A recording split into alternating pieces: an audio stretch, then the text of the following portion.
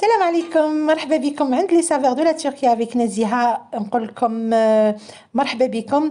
اليوم جبت لكم وصفه القطايف تاع المقله، وصفه جزائريه تقليديه اللي خلاوهم لنا جدودنا. فوالا وصفه جد سهله وبنينه. قطايف تاع المقله تاع زمان، زمان ما كانش عندهم لو فور، دونك يديروهم في المقله. وصفه جد سهله وصدقوني اكثر من رائعه. شوفوا ذاك الجمال، شوفوا ذاك الجمال، وما خليتهاش باتت، ما خليتهاش ريحت، يعني على المباشر. قطعتها و فوالا هذه هي. دونك تشوفوا معايا الوصفه. هنا عندي القطايف تاع سوريا ولا القطايف تاع الترك. انا ما نحبهاش، نحب القطايف تاع الجزائر، ولكن هذا هو اللي راهو يعني موجود عندنا. نسبقوا في الشربات. هنا كيما راكم تشوفوا حطيت كاس ونص تاع السكر. فوالا درت كاس بكاس، كاس ونص تاع السكر، ودرت كاس ونص ماء. خليتهم يغليو بيان سور. ما ننساوش عصيره قارص ولا اون ترونش دو سيترون، نديرو شويه قارص ونخليوهم يغليو لمده حوالي 10 دقائق حتى ل 15 دقيقه. فوالا هنا ندير في العقده تاع اللوز كيما راكم تشوفوا محمص.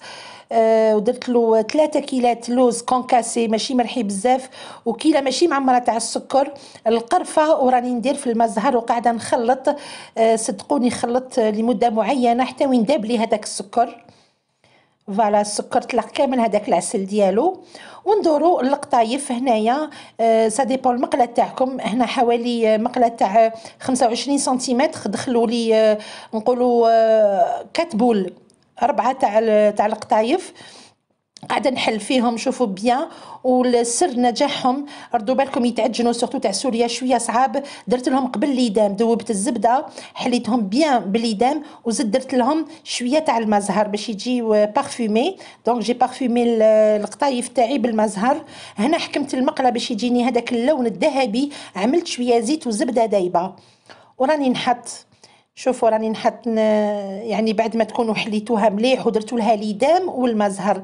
القطايف تاعنا نسبقوا في المزهر من بعد ليدام، ولكن هادو تاع سوريا العكس. فوالا وراني ندير في العقده. درت بالطبع يعني القطايف كل واحد كيفاش يحبها. انا جات نورمال، ماشي عاليه بزاف وماشي حابطه. نتوما تعرفوا شحال تعملوا القطايف. هنايا درت العقده بيان، وزدت حطيت القطايف راكم تشوفوا غطيتهم بيان. يفو با تاسي، ما نقعدوش نعبزو هكذا ماشي كيما الكنافه. يعني الوصفه ما تشبهش لتاع الكنافه. هنا نديرو بالطبع نغطيوها مليح ونسقمو كامل الجوانب بيديا. شوفوا كيفاش راني نستف فيها بيان. ونحطها، نزيد لها الزبده ونحطها على نار متوسطه. صدقوني سر نجاحها هذه خدات لي الوقت، خدات لي نقولوها 45 دقيقه وهي طيب. درت لها الزبده كامل في الجوانب باش الجوانب كامل يتحمروا، ومن بعد قلبتها بطبيعه الحال. ونزيد ندير لها تاني ليدام بعد ما كي نقلبها نزيد ندير لها ليدام دايب. فوالا اي بي هذا هو هذه هي النتيجه تاع خبزه القطايف الجزائريه التقليديه. فوالا خبزة القطايف التقليدية الجزائرية، وصفة أكثر من رائعة. وصدقوني بنت المزهر وبنت الزبدة وتحب اللوز، يعني نصارحكم تحب شوية لوز. هذه ما تجي لا بالكاوكاو ولا بالجوز لا حتى حاجة.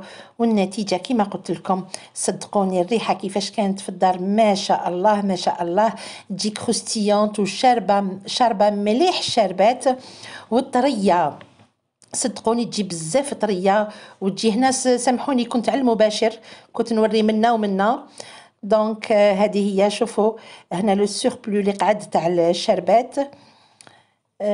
واش نقول لكم، مشاهدكم في الجنه. نتمنى تجربوا هذه الوصفه وتدعيوا النزيهه بالخير، خاطر وصفه ناجحه وبنينه بنينه بنينه لدرجه ما نقدرش نوصفها لكم. نقول لكم تكرار شاهدكم في الجنه مع المزيد من الوصفات ان شاء الله. السلام عليكم، في امان الله. الله معنا طول. سلام.